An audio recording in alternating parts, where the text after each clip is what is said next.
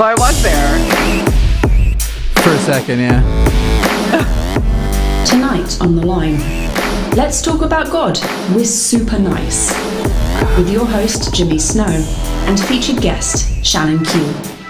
Welcome to The Line.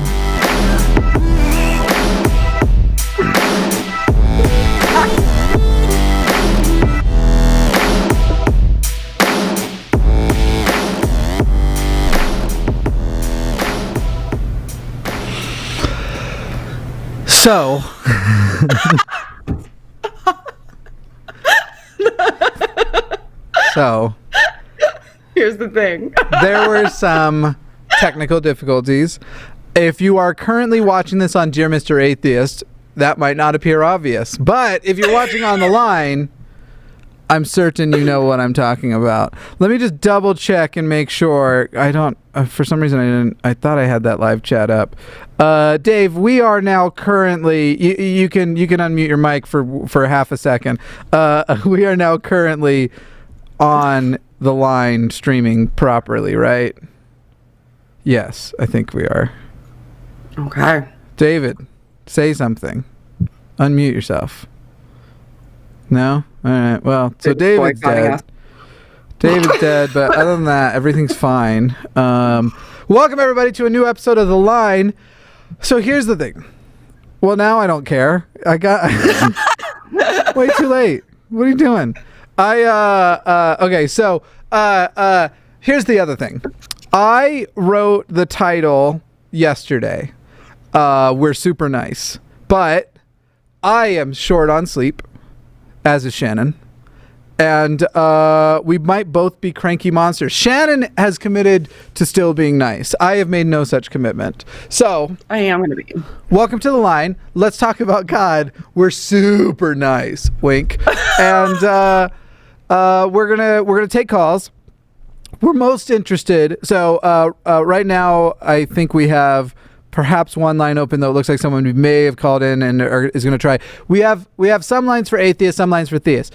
Atheist lines are full. What we want are people to call in and challenge us and make us believe in God. I want to believe in God by the end of this show. But there's a certain standard you're going to have to meet that might not even be, probably, you definitely won't be able to do it in the length of a single show, but maybe you'll get me started. Who knows? Maybe you'll be the person, who converts my heart. Yes, I am once again drinking an Aha, give me money. People were bringing this up the other day. It's not a soda in that. I mean, it's soda water. People were like, someone was like, dude, you just brushed your teeth and then you're drinking soda? Like your dentist must think you're awful. It's mineral water. Is what it is. Oh my goodness, there is caffeine in it. I said there's no caffeine in it the other day, and there is, apparently. Maybe that's why you're not sleeping. Well, I didn't drink it late. This was early. What's late mean to you? Like, did you drink it? What does anything mean to me? What is time? I really don't do well with caffeine, so I actually it can't be very much caffeine, though. 30 milligrams added caffeine. That's like a Snickers. All right. What's up? Shannon Q's here. I don't think I introduced you.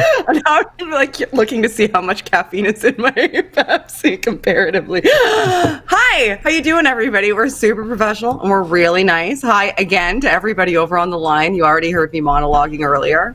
To everybody on Mr. Atheist, hello for the first time. How are you? And we will. Guys doing? We will cut the monologue out for the final cut that the other people see.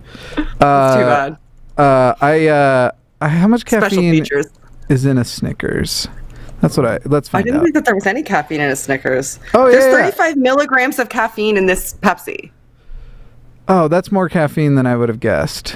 So there's only 8 milligrams in a Snickers bar. So this is like 4 times as much. All right, so I'll just switch to hard water in a little bit because I don't do well with caffeine. But hey, maybe that 15 milligrams will pep me up, and I won't just be mean to every caller we get. Anyway, let's get on to the callers. I'm not going to be mean to. I really. You're not going to be mean to them. I'm not. Jimmy. I'll get. You're in the a delight. Zone. Constant delay, and this is going to be wonderful. You know, Shannon cares about me because she's willing to lie. All right, let's talk. Let's talk to Alan in Pittsburgh. Alan, how you doing? Hi, Alan. Hello? Alan, can you hear us? Oh, the call might be muted. Hang on. There we go. Alan, how you doing? Well, Wait. I suppose that you already said you're feeling sleep deprived. I'm sorry about that. I haven't slept in a day either. So This will my just condolence. be this will just be great. We can be sleep cranky at each other. What did you what did you want to chat about there, Alan? So I watched one of the highlights from last week's show with a lady talking about how she uses crystals and prays to Jesus, but doesn't quite believe in Jesus, and you were very cautionary towards that, and I understand that.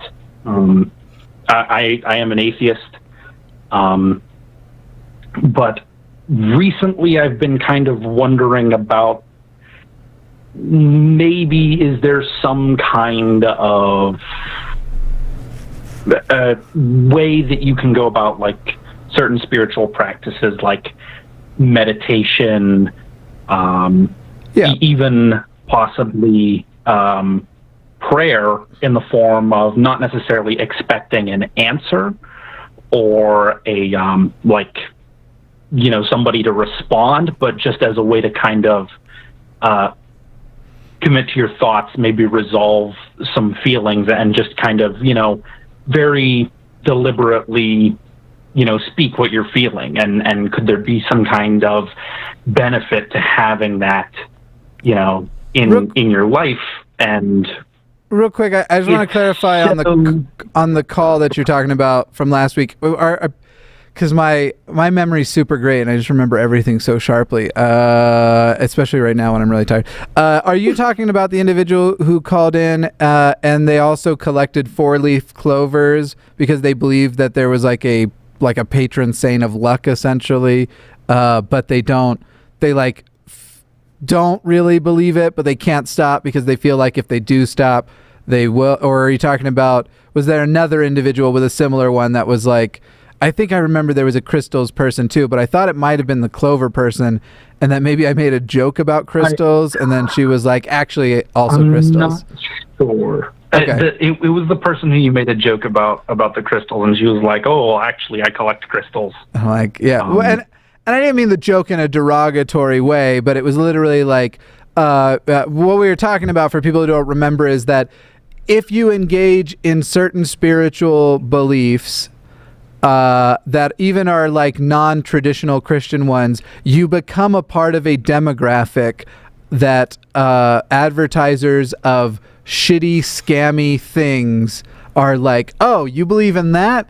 Well, and so that was the point I was making, because she was talking about this clover stuff and everything, and it's just like, the problem is when you're like, I'm going to privately practice this, exercise this. Yes, I believe it, but I'm not going to spread that belief to others. You still prime yourself for the predatory practices of these charlatans that are like, by the way, I can sell you a crystal that'll fix your... I was going to make a really I'm really tired, and my judgment, the judgment upon the kinds of jokes I will make, it goes out of the... But that doesn't matter. Everyone can figure out what I was going to say. As far as like secular ways to... So here's the thing with a spiritual practice, and Shannon, I'm going to let talk more to the like mental health stuff here, but as far as the secular stuff versus the spiritual stuff, we have to define what we mean by these things, because people will act like gathering together for church is a spiritual practice, and the church part is the spiritual practice of it, not the gathering together. Community is beneficial for totally secular reasons that have nothing to do with whether or not you're praising God or not. But when it comes to things like meditation we know to be an excellent cardio exercise, not literal like you're not getting your heart rate up, but excellent for your heart. And as you do it, your heart calms down, you relax your muscles, all this tension that you're holding in, and it is both a mentally healthy practice and a physiologically mental practice. So anytime you have any of those things that are quote unquote part of a religion but aren't exclusive, conducive to a religion, yeah, there's tons of ways to get benefit out of them.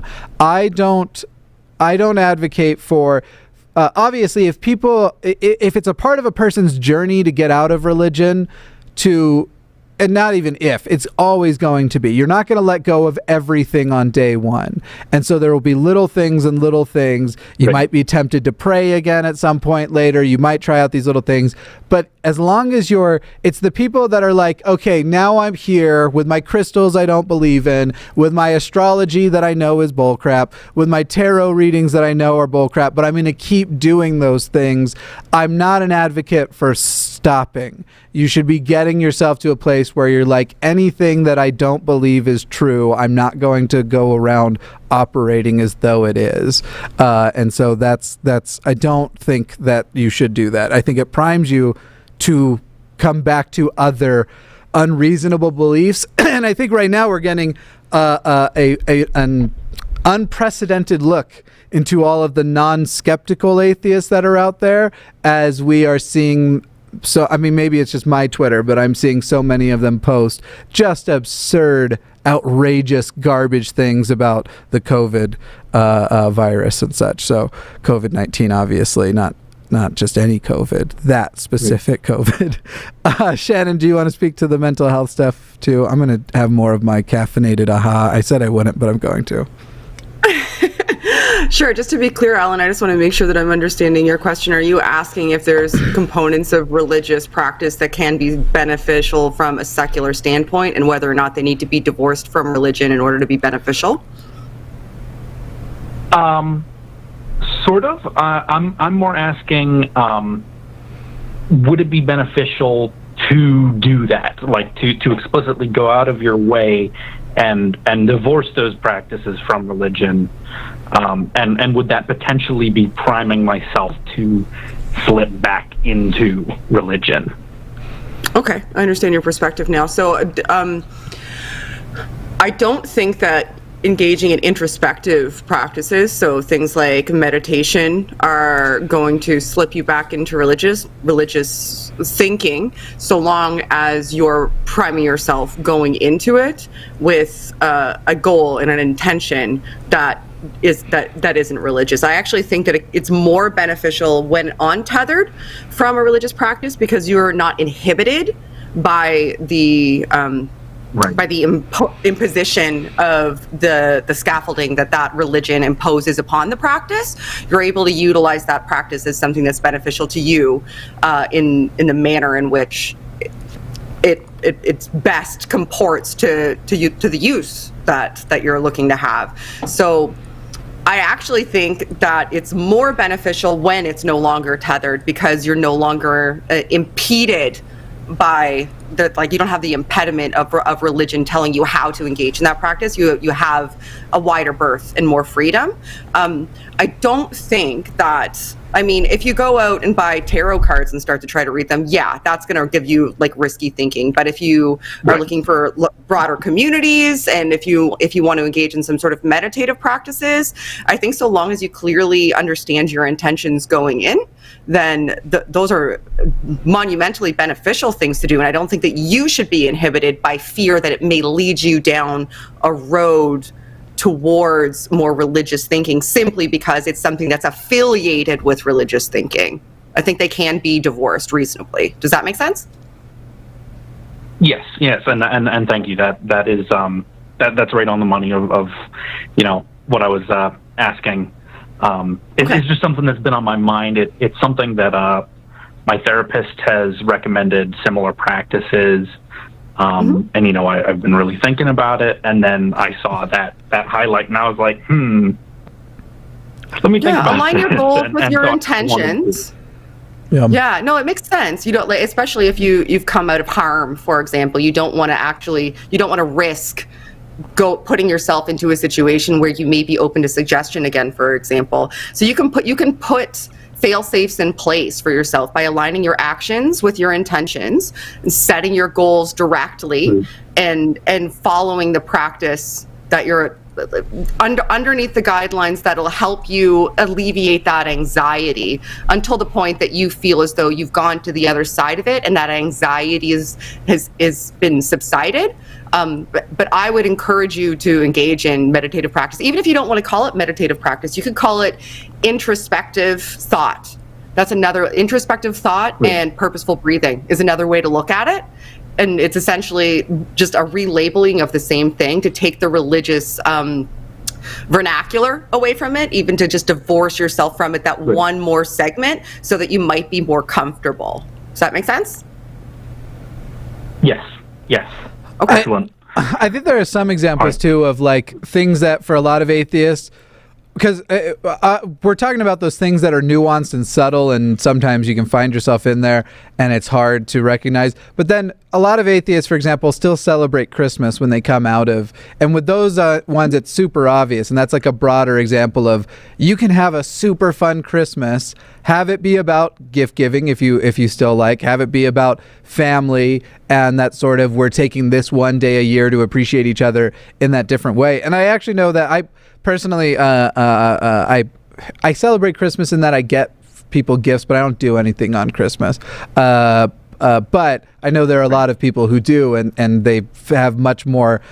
Like, that's an example of, this used to be such a loaded thing. I'm still enjoying it, but I don't have all of the magic in it, that the literal magic. It can still be very magical.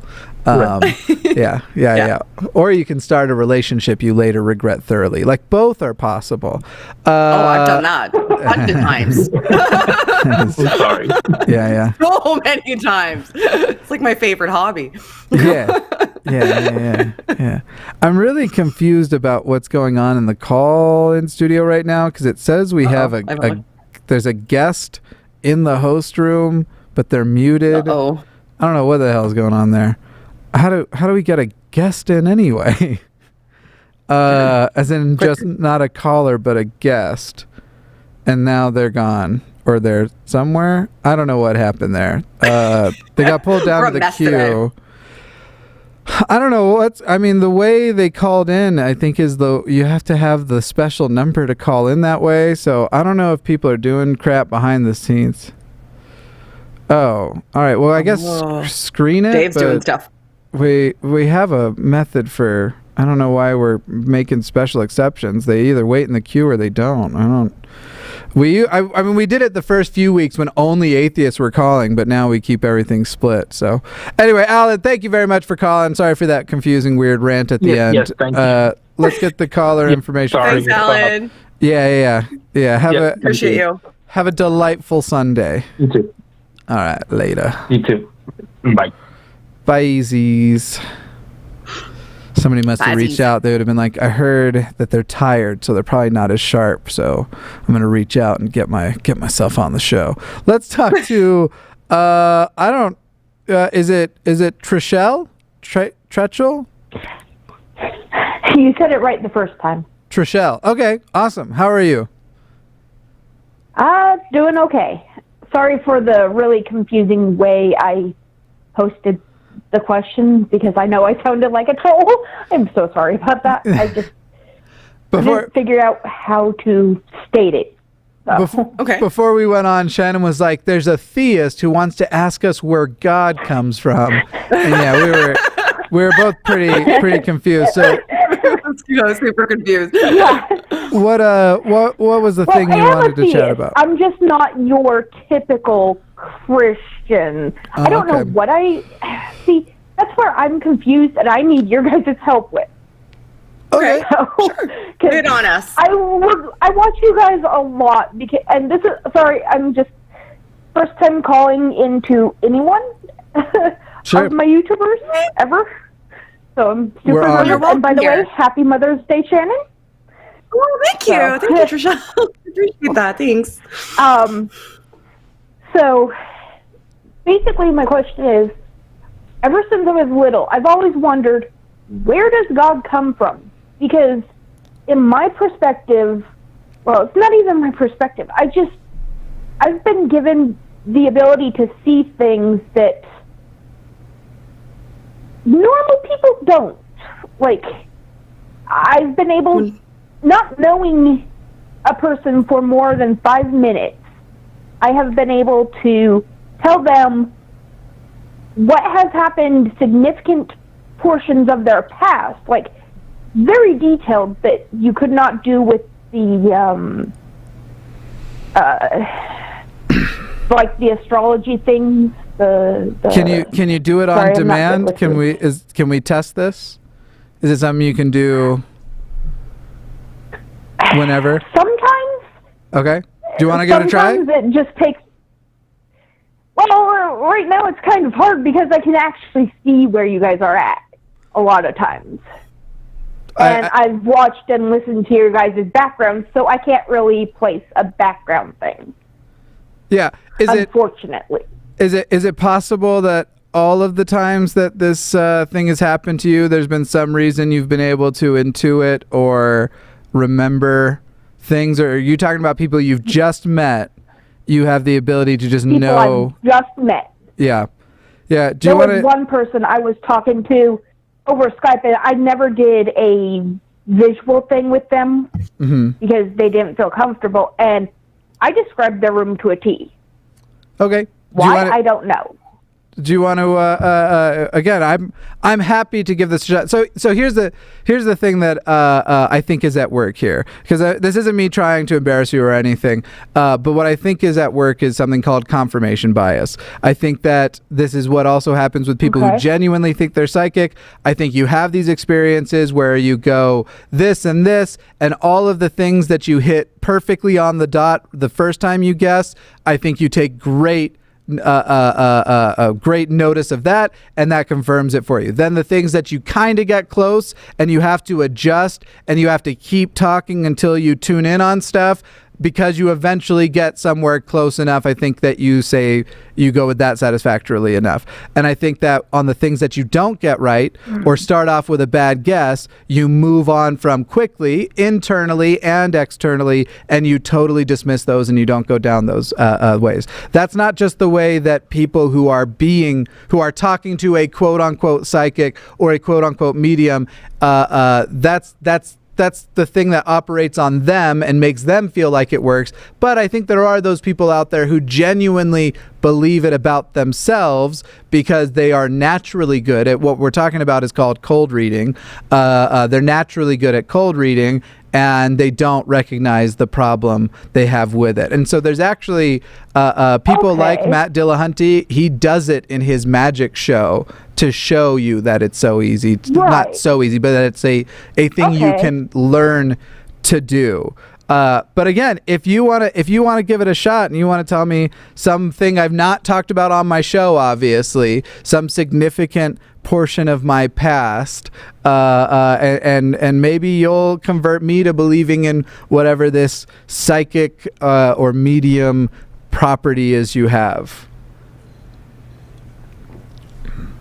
You don't have to, though. It may be a cold reading. No, I know. I'm trying to think why, because I don't know why I feel that these gods in my belief exist and why I feel this presence. I can't explain it. I can tell you why you feel it. It's because it's all around you from the moment you are born, and it's hard to escape. It's kind of like the thing that is easiest that Shannon won't be able to sympathize with at all because she lives in a better country than me. It's like American patriotism in the United States. So many people have to unlearn it because it's a creepy, like the level to which people are patriotic here is downright creepy. And yet it feels like it's your natural default state, but patriotism is obviously a learned behavior. And similar to religion, we have a desire for community, we have a desire for understanding, and we have a desire for this concept of something that just inherently unifies us. And it's something that becomes stronger in times when we're more vulnerable in life. That idea of having an automatic tie, especially one where it's like, haha, you can't abandon me as a friend. God won't let you. That is very appealing to a lot of people who are in a super duper vulnerable state. So as far as why you feel that way and why humans invented it, it's likely, there's likely evolutionary reasons why we are prone to coming up with gods. And then there's the simple fact of we're such an arrogant species that we just can't bear to say, I don't know. And religion has been an easy way to never say, I don't know. And in fact, it's been an easy way for people who are, not to sound like a dick, but, and I'm going to, completely unexceptional people, which by the way, I think is everybody, but for completely unexceptional people to now sound as exceptional as one could. It is a method of, I mean, just look at what we're going through right now with COVID-19 and the people who think that their inklings, feelings, and convictions are stronger than a PhD, an MD. I mean, literally these people making these videos that are like, yeah, my opinion is way more important than somebody who actually learned how to do science, learned how to research, learned epidemiology, learn virology, all of these things. I know I said that last word wrong. All of these things we're seeing right now, we're literally just seeing replays of how religion happens. Right. Yeah. That makes sense. And we're not going to die from the COVID-19. We're going to die from all the crazy idiots out there. That's some of us will die from COVID-19. I about got hit because I was just driving back home and I had a solid green light and they ran the frickin' solid red light to go to Walmart to probably buy with so much toilet paper I swear they're eating it. Yeah. I seriously swear this. My husband is an essential Walmart worker, and so I understand that stuff, and it's just crazy. And I'm just trying to figure out a lot of why I believe my beliefs, you know.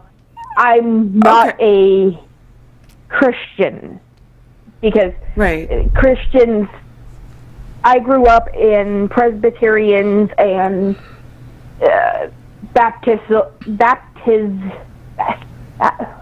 do you say that? Baptist? I keep wanting to say baptismal. That's not right. Baptism. So it seems to me, Trishelle, that you have a sincerity that I'm sensing from you, that you're looking, like you ardently believe these things, and for you, you've had it confirmed by virtue of your personal experience that, you know, these things are reinforced by that personal experience. And so you're looking for some sort of ulterior explanation in order to challenge that personal experience. Now, on a phone call, that's something that's very difficult to do because I don't have, you know, your life history. It wasn't present during any of the experiences. So all I can really offer to you is that in those instances, Jimmy may very well be right about confirmation bias when it comes to you seeing it as though you're perceiving things that you aren't physically present for, as though you're having a non-corporeal experience of other spaces or other people's existence through time. Now, it's not going to surprise you to hear that I don't necessarily buy that myself, but I do respect that is something that it feels real for you, and I also respect that you're attempting to challenge it. Now, when it comes to believing things in spirituality, there's a multitude of reasons that people have spiritual beliefs, not the least of which is, like Jimmy said, there's a lot of external affirmation that teaches us to frame experiences. So it teaches us that when we do have experiences, one of the legitimate ways to interpret those experiences is through a spiritual lens. We're trained from a very early age from inputs from our parental units and hello. Sorry. No, I had a burp. I didn't know if that's okay. My mic caught that. I'm sorry. You're okay. I'm kind of like you guys. I'm tired. I just woke up and I've been trying to eat quote breakfast. Fair enough. No problem. Yeah. So it's totally fine. But yeah, so there's a multitude of inputs that we have, and I appreciate that you're challenging it. And I would encourage you to challenge it more, because it sounds like you're doing a lot of affirmation when it comes to these sorts of things. And I sense your sincerity, but when you look at things like being able to see where somebody else was in time, or where somebody else physically is when you're not physically present with them, if that's not something that you can do 100% of the time on demand, then that's not an ability that you have, right? It couldn't be an ability that you have if it's inconsistent in that fashion. Is there a higher probability that it's potential that potentially, you said you described a room. Many rooms look similar. Like if you described my room, you would accurately be able to say that there is a bed in there. I'm female and I wear makeup, so you might be able to discern that there's potentially a vanity in there. There's likely a television in there. You may have a closet. There's some clothes. There's a dresser. Those are all things that you're likely to be able to describe. If somebody's on the computer in that room, you're going to likely be able to determine that there's a computer in there. So these are things that may be unremarkable, but seem remarkable to you, and I'd encourage you to challenge them more. Does that make some sense? I'm trying to be fair to you. No, yeah, because I sense your sincerity. No, I absolutely understand. sense your That's sincerity. why I called, because I've been questioning. I'm skeptical of my own beliefs a lot of the time, and I needed someone else to help me figure it out, because I live in the Bible Belt, Missouri, and I live in a small town where if you do not believe in the Jesus Christ, in whether it's Jehovah's Witness, I still need to send you that, Jimmy. You and Owen. Oh, I so need to send that. I had just watched one of you guys talking about the Jehovah's Witness, since they can't get out and knock on doors, that they're sending letters and things. Yeah. And I had as soon as I finished watching that, I had got my mail, and I had got a letter from a Jehovah's Witness trying to have us come to their church. I thought it was hilarious. Oh my goodness. I still have to show you guys that. Yeah. But I question. It's just highly Mormonism and a solid Christianity throughout, and it's just I don't feel comfortable talking to 99.9% of people about my belief systems in this town, and so I had no one else to go to, and so I thought, why not call in and have you guys help me figure out rationally, skeptically look at my belief system.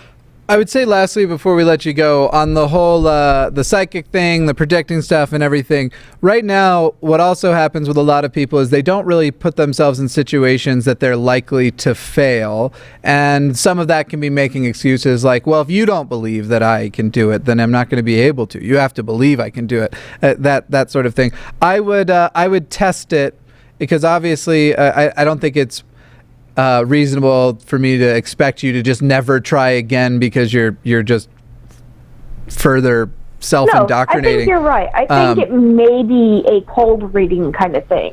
I would recommend trying to test it in ways that sit down and go, if this isn't real, how could I prove that to myself?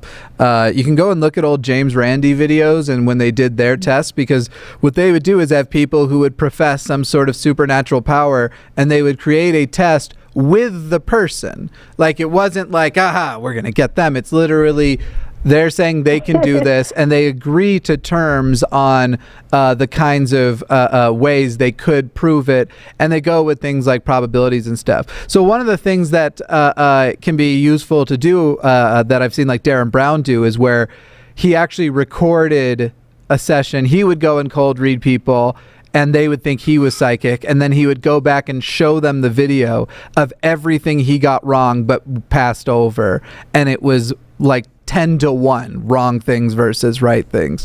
And so if you're going to test it in an environment where you can actually see if you succeeded and where you even have the potential to fail. But like Shannon was kind of mentioning too, like as far as the cold readings goes, demographics and trends exist. So generally, if you know what a person's demographic is and what trends exist at the time, you are going to be able to guess things correctly, not every time, because obviously nobody's in a box, but you're going to be able to guess more right things than wrong things.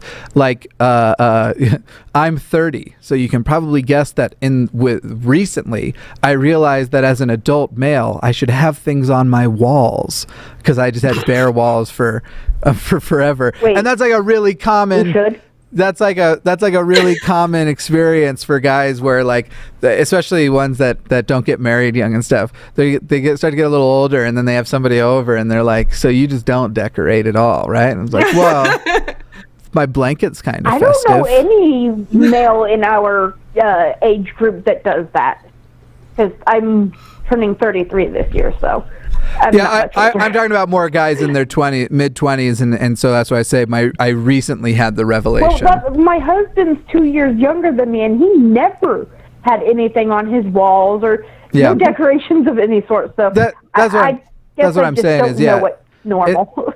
No, that's what I'm saying. The normal it is very common. Oh, I'm not saying the experience of realizing always happens, but it's very common, more common for mid-20s guys to still be like, no, this is fine. I'm fine with, I can have a TV propped up on a box, a couch, and a bed, and I'm set forever, and I'm happy. And in a weird way, putting up posters or I've put up like these maps, and then I put this skin on the wall behind my bed, so it makes me feel like I'm in an aquarium. I actually really like that. Like the whole wall is this blue thing, and I like that side, but posters and stuff, it makes me feel like I'm closing the room in on me. It's an odd. Anyway, that's not important. That's not what we're here to talk about. Trishelle, thank you. Let's get back to the God stuff. Yep. Thank you for calling in. Make sure if you're actually going to test your beliefs, do better than most theists do, and have a way to fail, because the easiest way to confirm your beliefs is to never let yourself fail. All right. Awesome. Thank you, Trishelle. Thank you. You guys have a great day, and happy Mother's Day once again. To Shannon, of course. I am not a mother, and I'm afraid I never will be. Let's see. I'm not going to do the joke. I'm just going to call them Samantha Adams. I'm not going to shorten Samantha. I will. She knows what I'm talking about. Samantha Adams. Shannon, I feel like is that a beer? That's a beer, isn't it? Yeah. Okay, good. We're all on the same page. I got it. I was like, did it. I got the America joke. No one's laughing at my joke, and it's making me insecure. It's like a really popular Northeastern beer too. I would have thought it would have made it up to you, but anyway. No, we drink real beer here, like beer that has alcohol content, because we're Canadian.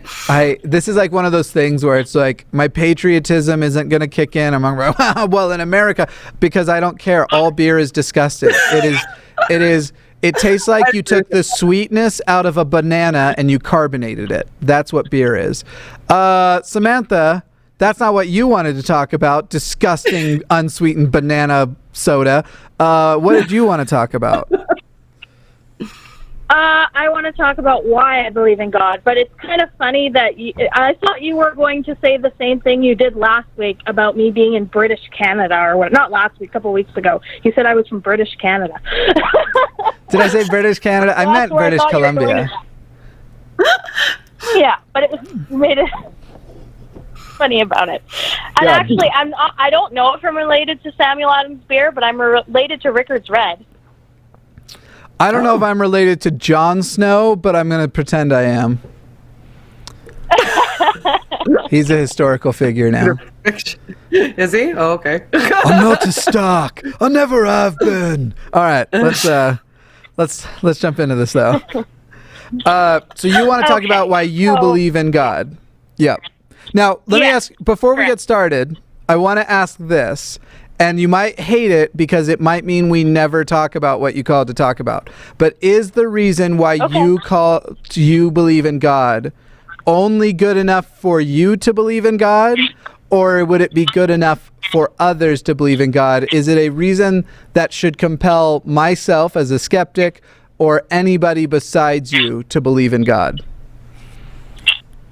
No, it wasn't really my goal to try to convert or whatever. It's just more to come to explain why some people do believe in God, and it's not like there's nothing wrong with them kind of thing. Because every time I explain I'm a theist or a Christian or whatever, people they turn their nose at me sometimes and act like I'm uneducated. So sure, and that's not something that already as a precedent, neither Shannon nor I have the. Neither of us are the theists are mentally ill type. Shannon made a whole video about it. It went over super well in the community, and she doesn't get hate mail at all for it every day. Also, but as far as why people believe, and I'm not trying to derail you here. Also, am I on speakerphone? Because if I am, could you put it just to a normal, like holding your ear up to it? Yeah, that'd be great. Better? Much better. I hate the sound of my own voice. I was reading the chat. I gotcha. I hate the sound of my own voice, so having it feed back into my ears is a nightmare. But what the beliefs I want to talk about. Shannon and I are already going to believe that are already going to agree with the conclusion: theists aren't mentally ill, they're not stupid, and they aren't necessarily evil, even though there are some who do evil in the name of their theism. But it's not a given. I collab with progressive Christians. I collab with progressive pagans. Anybody who's Brenda. Right. And Dominic is also, I don't know if everybody knows that, but Dominic's also a progressive Christian. We just don't really talk about religion stuff, he and I, on air much. So those are already conclusions we're going to agree on. What I want to know is the belief you have.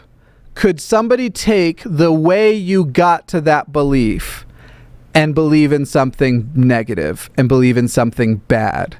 And if that is the case, what mechanism should we use outside of the way you got to your belief to confirm if your belief is true or not, so that we can use that same mechanism to confirm if the bad belief is true or not? Do you understand the question?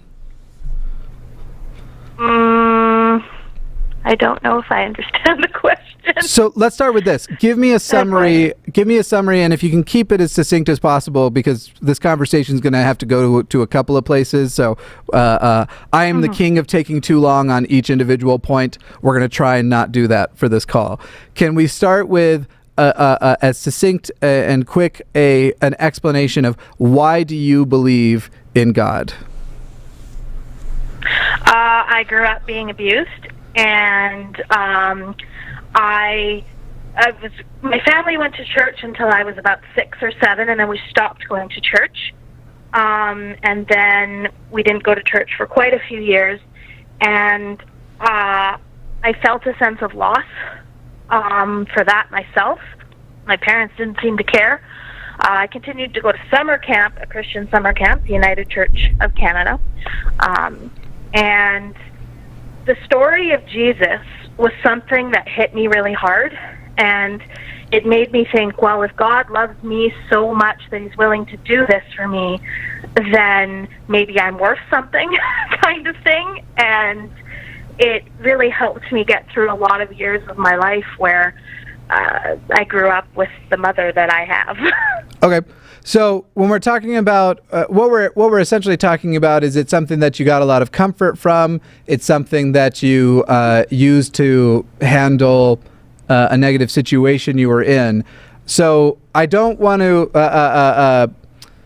let me think of how I want to put this, because I tried not to sound like a cold bastard on here too often. Is what you're describing, that you got the comfort and you got which I 100% see the value in. I think that there are ways to get it without religion, and I actually think they are generally healthier ways, but we're talking about something that happened in the past, not how to handle it in the future, so we are where we are.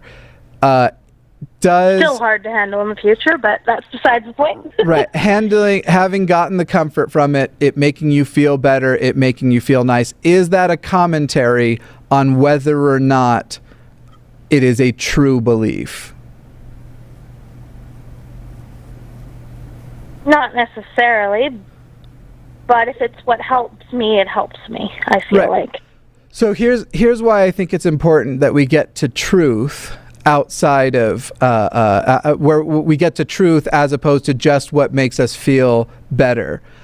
if I were to go back to Mormonism, the amount of validation I would receive for that, one, for turning my back on atheism, two, because it's a patriarchal type of thing, and if you have a white penis and you join Mormonism, you have hit the jackpot.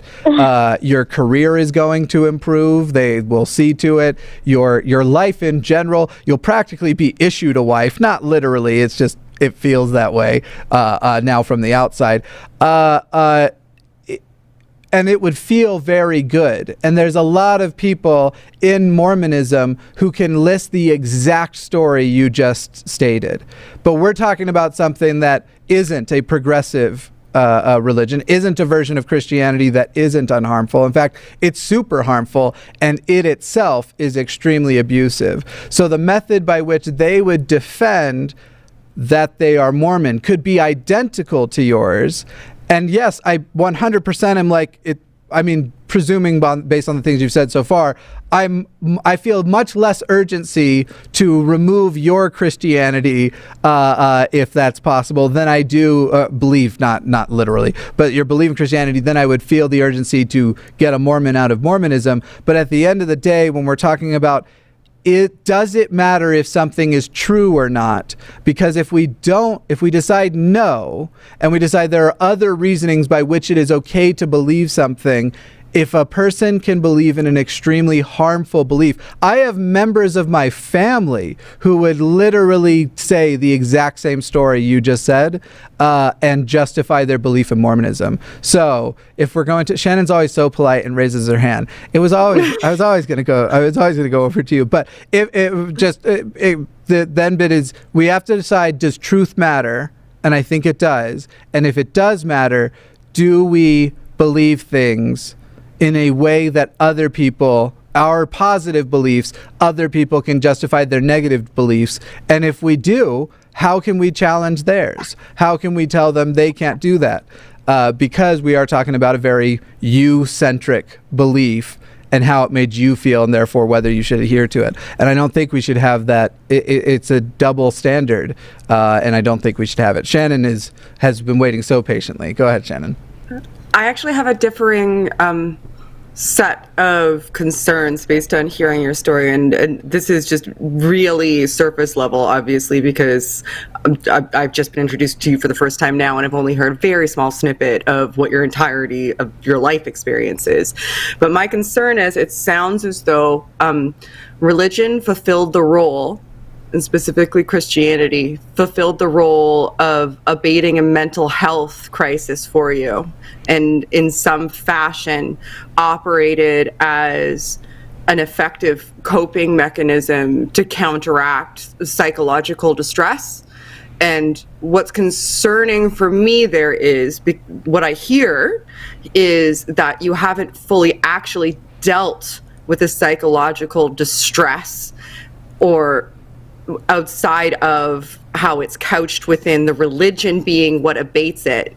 So if you do come to a point where you change your mind, are you armed with the effective coping strategies that would be required to be able to go forward without that religion? Or has it become something that you require in order to maintain a mental health status? Because that is concerning to me. I'm very happy that it's operated in that role, but it distresses me that that role is a requirement. I would encourage you, if that's something that you still find might be necessary, seeking out some sort of therapeutic strategy to cope with the trauma itself outside of the scaffolding of the religion. This is advice I've always given to, friends about, relationships. And you can look at religion as a relationship.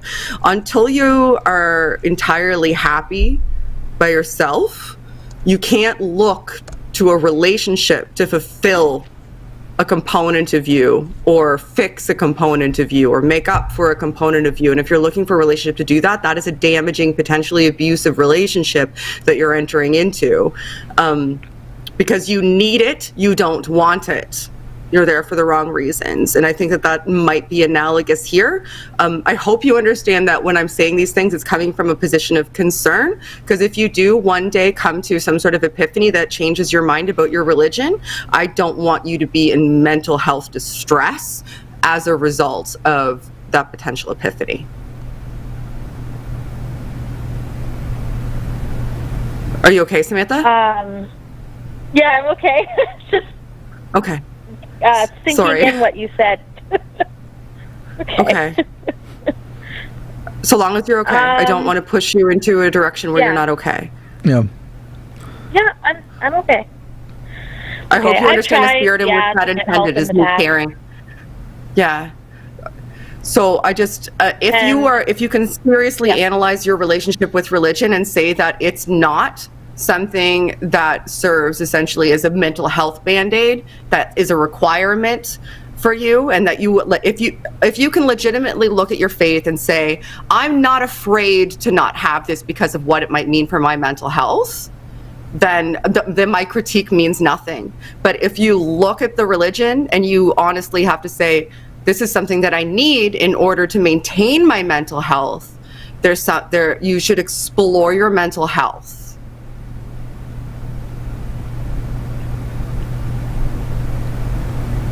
I'm so sorry. I don't want you to not be okay. It's a lot to take in. I know. Okay, I'm so it's sorry. okay. Yeah, It's coming from a place of me caring about people's mental when health. you're not like suicidal. It's so hard. I completely understand, Because it's especially like, right we're gonna now. wait till you're that point. Right. So. Yeah, there are avenues that you can take, though. There's a Recovering from Religion is the Secular Therapy Project, also a great place to look. You don't have to be an atheist to look there, but they will line you up with secular therapists. There's, in British Columbia, I'm not sure what they have there, but here we have lots and lots of different lines that you can call. There are certain avenues that you can pursue. Even doing some reading and some research and some introspection, like there are personal steps that you can take yourself to take care of your mental health, but that it is something, like when you're defending your faith as though it is something that is a requirement for your mental health status, that sends off flags in my head that, why is that a requirement? Like, what there needs to be abated in order to make sure that you are okay with or without the religion. Yep. Mm-hmm. I think we could keep having this conversation. However, I also think we've given you a ton to think about, and at the moment, the most useful thing to do would be halt it here. And if you want to call in a future week, if there's more things to work out further, if there's other things where you're like, okay, so I've worked through that stuff, we've talked about that stuff, but now there is also still this here or whatever, or you just want to call in to congratulate us because you're atheist now. No, I'm kidding. You don't have to do that. But I think it would be most useful now with the amount of information given, not actually just to halt it here and let you go, but even to recommend you go back and watch the whole thing again, especially the Shannon parts. My part was okay, but especially the Shannon parts. Watch that part. Extra good. Does that sound good to you, Samantha? Mm-hmm. Okay. Awesome. Thank you, Samantha. I'm Thank sorry you to for lay all that calling. on you. Just blanket Sweet you. woman. And, yep. You have our What a love. lovely lady. You have our love and the love of the people in the chat too. I know they Give Samantha love if they're she's in for the ya. chat. Make sure she's supported, please. Indeed. That's a lot to take in. Yeah. Thank you, Samantha. Yeah. Bye-bye then. Bye. Thanks, Samantha. All right. Let's go. I mean, if there's anything you wanted to, I probably should give the opportunity between calls to be like any thoughts after the fact. He's speed dating callers today. Yeah, and it doesn't make time go forward any faster, even though I'd like it to. I so need a nap. But anyway, go ahead. That's consistently an argument that people bring up, and it's one that terrifies me the most. People say, "Well, religion helps people, and it's it's a requirement. It's something that they need." Right. And to me, if it's something that they need, then there's something that needs to be addressed from a mental health or interpersonal standpoint that isn't being addressed. It's being placated. And that's a potential for future or current disastrous outcomes.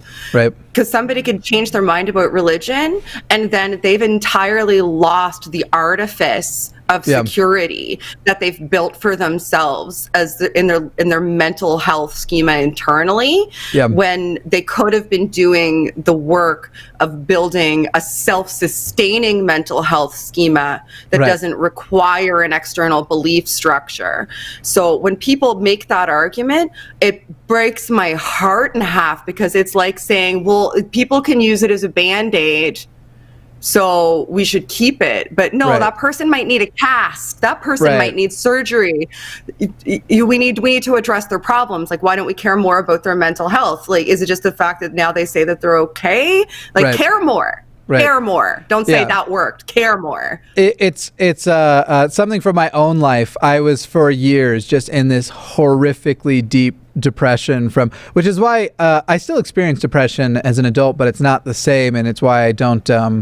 I just talk about how bad my anxiety gets, because the depression I experienced as a teenager and in the church was like so severe that it doesn't feel like using the same term. It's like the word love. It means too many things. Depression means too many things. But my depression when I was in the church until I left was very severe.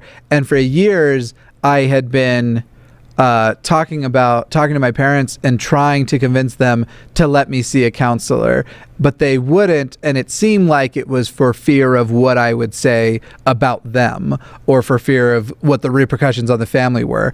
Then we moved somewhere and they found out that I was self-harming. I won't go into detail about it, but we moved somewhere where the church had counselors. Like, you went to the church for your therapy session. And so all of the coping mechanisms I learned there at the time, if somebody had come to me and told me the church wasn't true, I would have had a very similar, like, you're going to tell me this isn't true when it's the thing saving my life right now, when in fact it wasn't. It was actually making a lot of problems a lot worse. And the things I learned in counseling there, when I finally got good secular counseling, I had to unlearn those things first. I was treating abuse with a different kind of abuse, but it seemed better, because it was called counseling, and it was called comfort, and all of that. And so teaching somebody to have some sort of reliance on an external factor in order to maintain their mental health isn't therapy. It's addiction. You're giving them an addiction in order to placate those feelings, and that's not healthy. Right. Which is why it's so surprising a cult like Mormonism would do that. Why can't they just rely on facts? I don't get it. Anyway. Yeah. I hope Sam's okay. Me and Samantha, I shouldn't call her Snarky Pants McSnarkersons. I am Snarky McSnarkersons. Will in Michigan, you are on the air. And this is another one where the way the notes are in here, it's kind of weird. So, Will, I'm not thrilled with the way I phrased the question, so I'll just sort of jump into it. First of all, I do want to respond to a part earlier in the show. I want to say I'm 25 years old, and I do have some framed art up on my walls in my apartment. Well done. I think it's very good job, Will. tastefully appointed. So we've just more of a man than Jimmy. Brag about that. We've just met, and I'm very proud of you. Thank you. I'm resisting the urge. As a queer person myself, I'm resisting the urge to be like, are you queer? To see if there's a factor in there. You don't have to answer that question at all, but it's like, I'm trying to identify where the demographic exceptions come from. That's Jimmy's hitting on you. would say that I'm bi or within that realm. So there might be something there. Correlation doesn't necessarily equal causation, but everybody in their mind was like, Jimmy, that's a fucked up question. Oh, he said yeah. Oh, shit. Right. Weird that worked out. Fuck. Yeah. Anyway, sorry, I'm swearing too much now too. Will, go ahead with your question. So I don't know. I don't know how interesting my topic is, but it is sort of something that was brought up just earlier today at a family Zoom call. So I wanted to sort of see if you guys had any reaction to it. I guess in terms of background, I came out as atheist to my mom towards the beginning of the COVID-19 situation, sort of a little bit reluctantly. She asked me, it was clearly something that she had been getting sort of an indication of, and she asked me, and I sort of decided a while ago that if I was asked outright, I would sort of own up to it. So there was that, and I have a cousin who at one point since then had been hospitalized for COVID-19, and at that point, when my mom told her, I prayed about it, genuinely just sort of falling back into I didn't know sort of what else to do. And I told my mom that very honestly, just sort of being like, I don't know, what she's going to do with that information, but, there it is. Today on an extended Zoom family call, and I hate to sort of, I'm not trying to rag on my mom with it being Mother's Day, but today on a Zoom family call, she sort of talked about how she feels like this coronavirus situation is causing, you can either choose to respond to it by rejecting God, or you can, turn back to God during it. And she finds talking to our neighbor, our neighbor has said they've started praying again and they never do that. So, maybe that's God's plan through all of this, is that it'll bring people closer to him. And I guess really what my question is, if that is God's plan, I'm wondering what you guys think that says about God, that is sort of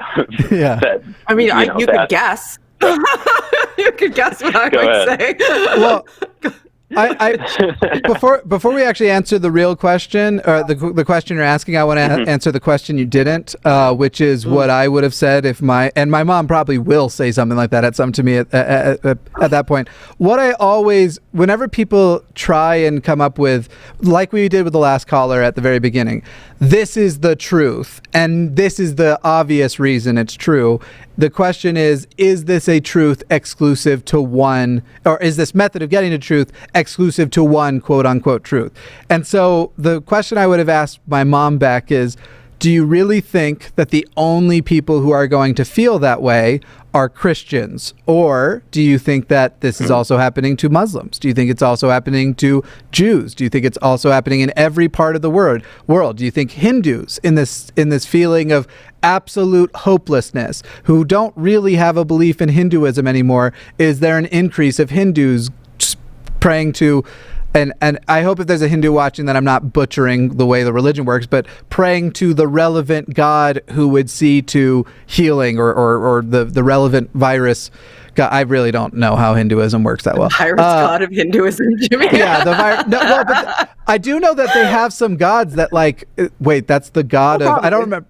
Yeah, like they have, in the same way that like Christianity, someone's like, why is there a patron saint of sandwiches? There's not literally a sandwich one. No, but there's weird ones where it's like, that's a weird thing to have a saint of. So anyway, I mean, it's one of those things where you're not describing God showing himself. You're describing the human phenomenon of feeling hopeless. So you are doing the acts that you do. In other words, you feel hopeless, so you're doing a hopeless act because it's the last one you got left. And it's similar to near-death experiences.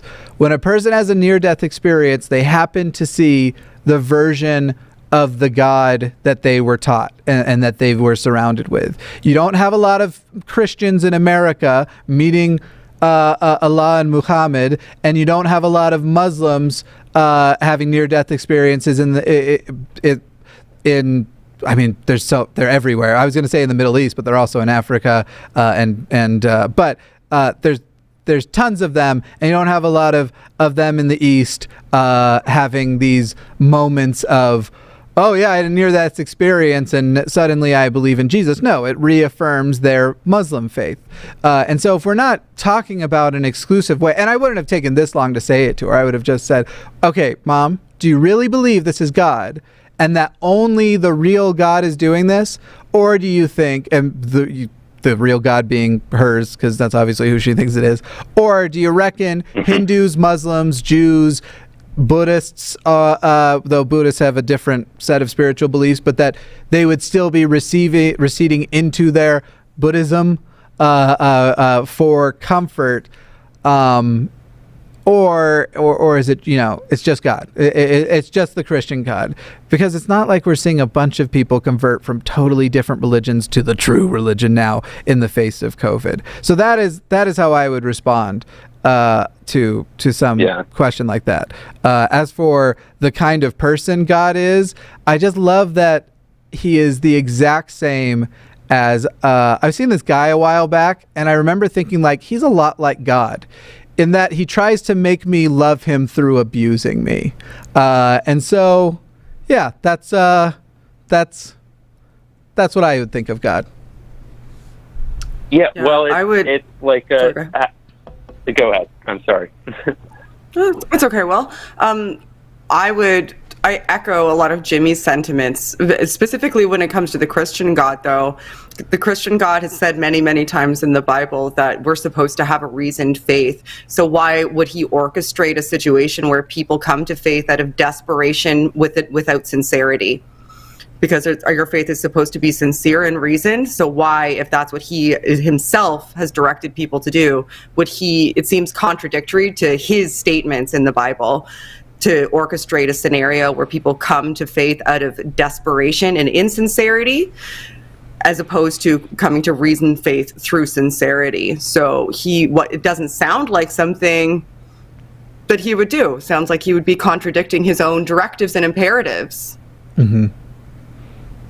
Yeah, and that was sort of my reaction to it too, was it sounds like somebody who is ruling out of fear, trying to, make people love him based out of fear, like a tyrannical ruler or, an abusive party in a relationship or something like that. So, needless to say, it didn't necessarily convince me what my mom said. But, you're not back in there now? You're not like, yay, God made COVID so that I could find him. Yeah. Yeah. I held my tongue, especially because it just wasn't the time or place to be getting into it. But I pretty much hopped off of that Zoom call and called this call in with, for this. Good timing. To see if you guys had any reaction. Do you reckon the Zoom call is still going on? Because I could leave early. And I could. We should go. We'll go hear what's happening. I'm still waiting to find out. Yeah, that would be. That'd be something. Family talk about that for a while. Really interesting. There was a show the other day where someone called Samantha H super chatted to say they were leaving to go play Jackbox games, but that they loved the show. And we didn't see it for like 5-10 minutes. And so when I finally read it, I was like, Samantha, I'll leave right now and come play Jackbox games. I'm still waiting to get that email where it's like, I just found out that you were going to come to my game night. I'm still waiting for that. It's anyway, that's what it reminded me of. Will, what do you think? Are there some good, useful information there? I love when people are like, hey, how would you respond to a family member who's challenging me in this way? Because I'm real practiced at it. I have 12 siblings, only 2 of which are also atheist. I have a father who has been essentially Mormon clergy since, what's funny is he was always in some sort of leadership position in Mormonism pretty much until I left the church. And since then, for some reason, I don't know if it's punishment of some kind, but he's never had a calling like his old callings ever since I became especially a vocal critic of the church, which is interesting to say the least. Now that I've called it out on air, maybe they'll give him something. So like, no, we're not going to let him. But anyway, Will, what do you think? Any useful things here? Any stuff to ponder on, try out, and such? Yeah, that was helpful for me for sure. That's one of the things is I am obviously not well, acquainted with having to defend my lack of belief here.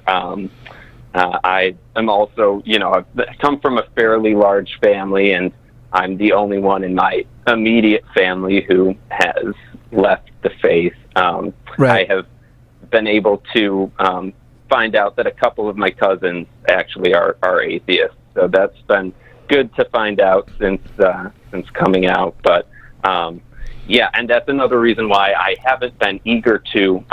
For one thing, I wasn't eager to come out as an atheist in the first place, and I, have not been eager to jump right on sort of arguing with anybody, because I'm like, I'm not really sure how well that's going to go. Well, the thing that I like the most, and I know it doesn't have to be an argument per se, but the thing I like the most in talking to you today is it gives me a little bit of hope, because I was just complaining about this on a show that's coming out next week about how common it is for atheists, and it seems to be especially atheist men who are new atheists, to come out of religion and just be pissed off and wanting to own everyone all the time.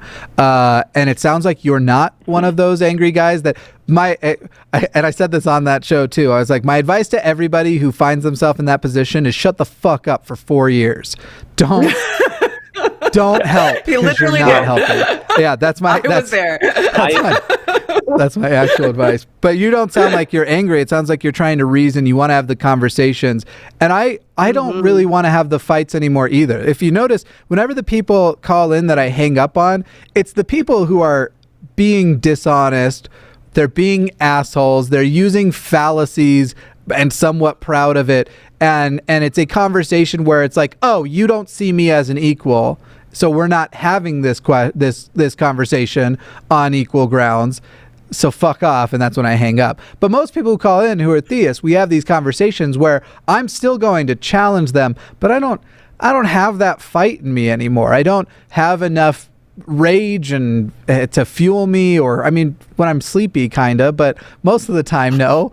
And so I'm glad to hear that it's not like you want to come in with that perfect line and make your mother feel small or stupid, but it sounds like you recognize she's kind of trying to make you feel small for not believing, and that you want to be able to, if anything, just be respected by the people you already loved who are now acting like you're a different person. And I think that it sounds like you're doing your transition in a much more healthy way than certainly I did. I that person who should have shut the fuck up for 4 years, the only reason it wasn't me was because I should have shut the fuck up for 8.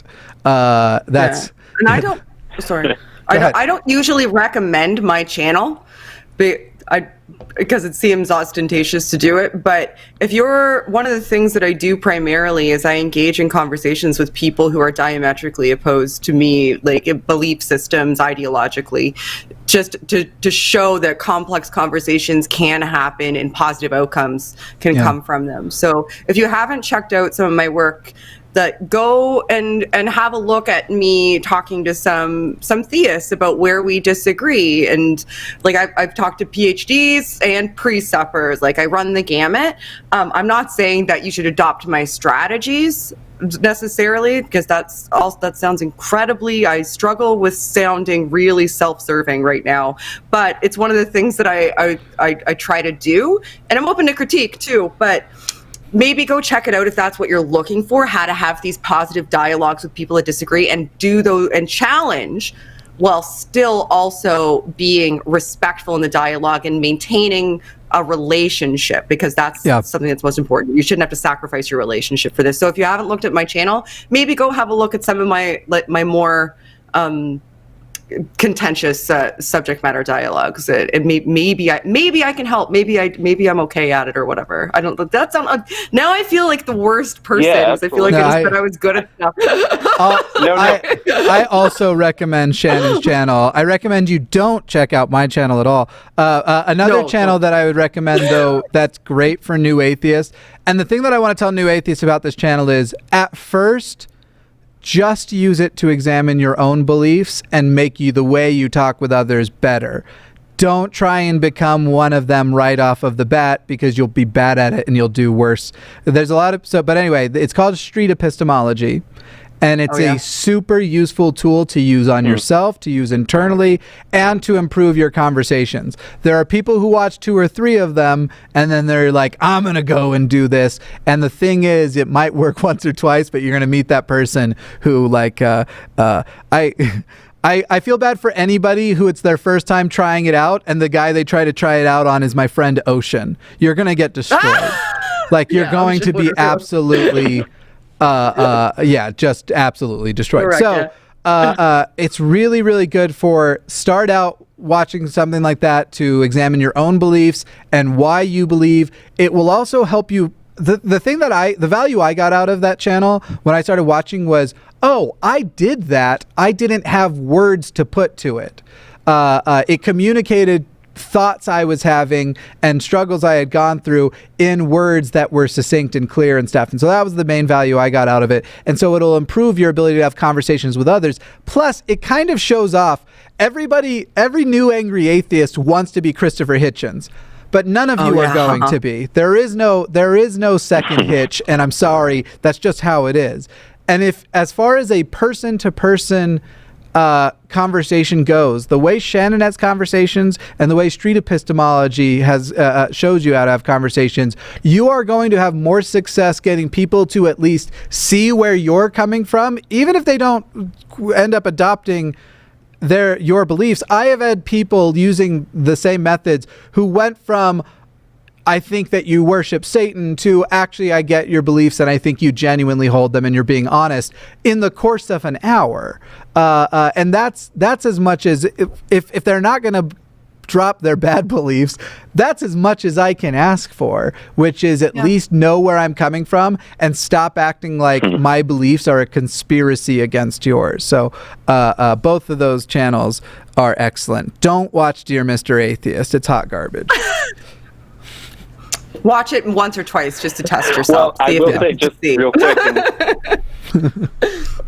real quick in response to all those things, I will say, Shannon, you and also street epistemology, both of those have been on my radar, and I will do sort of a deeper dive into both of them. And regarding not watching Mr. Atheist, I will say one of the things that I think really helped me along my journey was seeing your channel, Jimmy, and seeing an atheist who sort of, in a way, transcended just that angry atheist sort of thing that I think for a while I was questioning things and was worried to take that final step of admitting, I am an atheist, because I had this idea in my mind of what an atheist was, and I didn't necessarily like it. So, I mean, I think that there is benefit to certainly in my life I've found benefit in what you do. So I appreciate that. My problem is that Apologia exists, so I know what my content would look like if I was way smarter and better. He's better than you. In literally I'm biased. in every way. I mean, I literally, his videos will come up and I'll be like, oh, this is what I could have been. Yeah. So that's the main problem. That's the main. That's also Shannon's boyfriend, but. His dreamboat. I do appreciate what you're saying, and obviously he and I have different approaches anyway. He's more addressing apologetics. I'm more addressing lifestyle, fundamentalist lifestyle, and how it harms people and trying to help it. But it's really annoying how good his content is. If you're looking to get armed with some Bible knowledge, though, definitely Paul's for counter apologetics. Like his Bible series stuff is like. He knows his stuff. He just debated Sean McDowell the other day on Unbelievable and just nailed it. So Paul's one of those people that early on I had to address that I kind of like was mad at him for being so good. You know those people that are so good at something where you're just like, fuck you. That was I had to get over my fuck you, Paul, but his stuff's so good. So let's add that. Love him. That's the list. I would die for that, man. Then again, the list of things I would die for is long, but I I'd die for a turkey sandwich right now. After I ate the sandwich, obviously. But anyway, Will, so there's a lot of what I hope are really good recommendations, and I appreciate the nice things you said about my channel. I hope that through your journey, because you're like still getting started, that your tastes in channels will improve off of my channel. but yeah. Well, I've good jumping off point. I've been testing the water when it comes to different channels. So good deal. Awesome. Awesome. All right, thank you. Thank you, Will. Mm-hmm. Yeah. All good resources, all for everybody. Everybody who's watching, I recommend all of those things. I've said it a number of times now that. Somebody's asking me a question here. Yeah. Anyway, got it. Sorry. There was something going. Yeah, so to the David asking, no, you can go ahead and refix that. The thing I had seen, I banned somebody for a message I had seen and was like, or unbanned someone because it was like, that doesn't seem so bad, but I misinterpreted what they were talking about. I thought they were just being gross. Yeah. I thought they were just being generally gross, and maybe a timeout would correct it. All right, so let's move on to another theist caller. I was going to say atheist caller, but that is so confusing. No. Yeah, friggin' words. We're going to talk to Eilette. I hope I said your name right, in New York. How are you doing? Hi, Jimmy. Hi, Shannon. Can you hear me? Yeah. Yeah, hi. So my name is actually pronounced Ayelet, but it's fine. So I've watched a bunch of your stuff, Jimmy. I've not yet watched any of yours, Shannon. But I noticed that you mostly talk about Christianity, and again, that's your background, and that's the videos that are out there. But I am a modern Orthodox Jew. I was wondering your thoughts about modern Orthodox Judaism, if you know anything about it, especially as like an organization, and it's not really an organization, but like as a community, as a body of people. So in starting with the beginning part about that, I address a lot of Christianity and fundamentalist Christianity.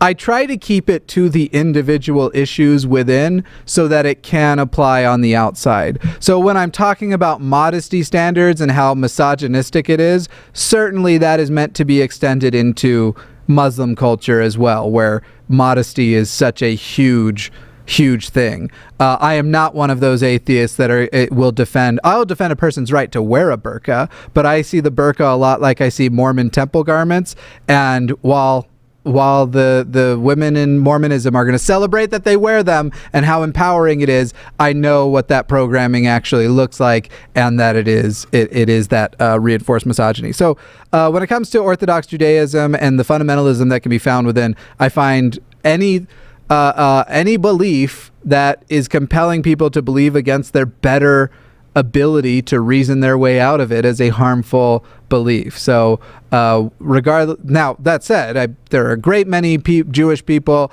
that I have loved in my life. My family is from Long Island. So we have lots of those aunts and uncles. We have lots of those. Yeah, exactly. You know what I'm talking about. We have lots of those aunts and uncles that aren't really related to us, but they're Jewish. Doesn't stop me from loving them anymore. But do I believe that Orthodox Judaism in many forms is extremely harmful to people? Yeah, because it can be also very patriarchal, which... we can go down the toxic masculinity hole another day since we're getting to the end of the show. I just think that now, as far as Judaism, there is a lot of almost secular versions of it, where we celebrate this history, or we celebrate our heritage, and obviously the heritage stuff I have zero qualms with. But there are people where they're not even people I fundamentally disagree with on much. But when, again, those religious beliefs become lifestyle mandates, I find that to be extremely harmful. That's fair. Yeah. So I just, do you want to clarify a little bit? So you were talking about Orthodox Judaism broadly, and so a lot of what you're saying I agree with, but like there's like a sort of between the very secular Judaism and the extreme Orthodox Judaism that you'll see, especially in like Brooklyn. There's a lot of people that practice that way. So there's something in between that I'm talking about mostly. Yeah, it's basically I'm going to give you a similar answer that I give to the progressive Christians. If there's a spiritual or supernatural belief in there, it's not necessarily the belief itself that I find harmful if it's leading you to do good. Like my friend Brenda, she's a humanist, but her humanism informs her Christianity. And so in that scenario, it's not necessarily that I think the inherent bad is that she is a Christian or has a Christian belief. It's that the method by which she got to it is the same method people get to harmful beliefs. So in that middle area where people still have this, listen, one of the things that I'm going to always disagree with people in that little zone that you're in is that the story of Moses, it's not real. Moses didn't exist. The Jews did not build the pyramid. The types of Jews that were meant to be slaves of the Egyptians didn't even exist at that time. Quick thing about the building of the pyramids, at least the way I learned it in my Jewish day school. Yes, they did not build the pyramids. The way we learned it was they built on quicksand, which I doubt there's much more evidence of this, right. But they built on quicksand so that there was nothing left. But whether it was specifically the pyramids, the story of Jewish slavery to Egyptians isn't, and the Exodus isn't true. The Jews didn't exist in that area. There is nothing actually to believe. There is no good reason to believe that in large amounts Jews were enslaved by Egyptians at all. And it seems to be a basically racist propaganda from earlier centuries to demonize Egyptians. But as far as anthropology goes, it is simply hundreds of years later those Jews would exist anywhere near that area.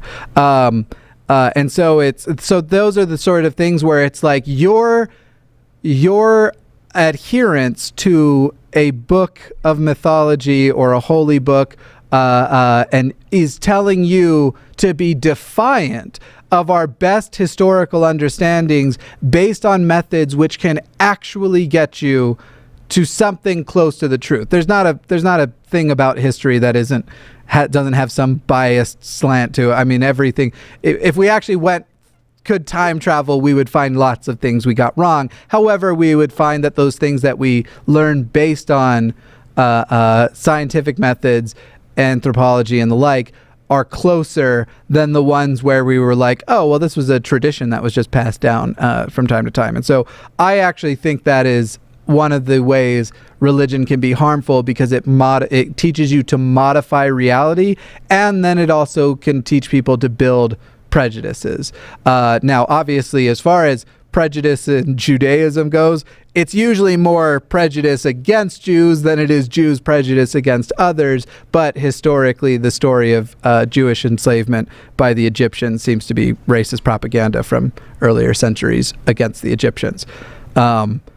I think they've gotten. I think they're not mad about it anymore, but that seems to be the case of why that story came about. So if it causes you to have a warped vision of reality, causes you to get to methods of truth that aren't reliable ways, regardless of a person's belief, I think those things are harmful, even if the rest of the way they behave on a day-to-day basis is lovely and wonderful.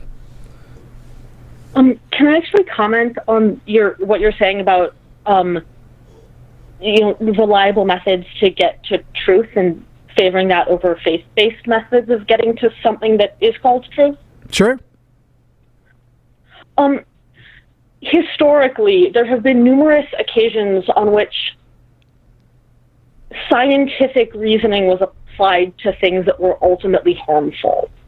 And I know that those are refuted and that eventually science comes out, pure science will eventually destroy those. But the fact remains that we use reliable methods to reinforce biases and to reinforce doing harm to others. I categorically disagree with what you're saying, because I get what you're saying about we used this scientific fact, therefore we do this, but somewhere between the facts and the action, that reliable method was lost. And so you have to connect the two. So saying like people who justify genocide on the basis of genetic superiority will say, here's a genetic fact, and their action is commit genocide. Between the fact and the action, that reliable method was lost. So I categorically disagree with you. Also, this argument reminds me of the people like, well, scientists used to believe the earth was flat. The scientific method has only existed between 200 and 400 years. So what people call scientists from before were philosophers assigned to determine what scientific facts were on the basis of what they really felt was true. And so we also have to be careful with our terminology here. But okay, but we're not talking about science going on now. What's that? And like, especially, I'm talking about things like people using epigenetics to justify racism, and yes. things like that. And I categorically, the same thing I just said, somewhere between here are genetic facts they are listing and therefore racism is justified, that reliable method of getting to truth is lost because they are ignoring to go down the Stefan Molyneux route. You just have to ignore a lot of facts. You have to ignore a lot of history. You have to ignore a lot of circumstances that we put individuals in, and therefore what those demographics of people, what their lives have looked like, they're saying that was inherent instead of that was what they were issued. So yes, I understand people will try to use scientific facts to justify horrible things, but they are not able to successfully do it without a breakdown somewhere of those. May I? No. Sorry. I'm just kidding, of course. I've been super patient. So, hi, Eilish. I don't think I've talked to you. Hi. So what I just heard was Jimmy essentially provided an example of how, using religion as a method of finding truth and reality isn't necessarily a reliable method. And as a counter to that, you said, well, people also use other unreliable methods to come to poor conclusions. So what you're essentially saying, yeah, well, other people do it too, but that's not making it a more reliable method. That's just saying that people are consistently fallible with or without religion. So why add an additional fallible method that people are more prone to adhere to, as opposed to removing some? So just saying that, other people utilize poor ideological methodology in order to misrepresent facts and do bad things that shouldn't be instantiated on the world.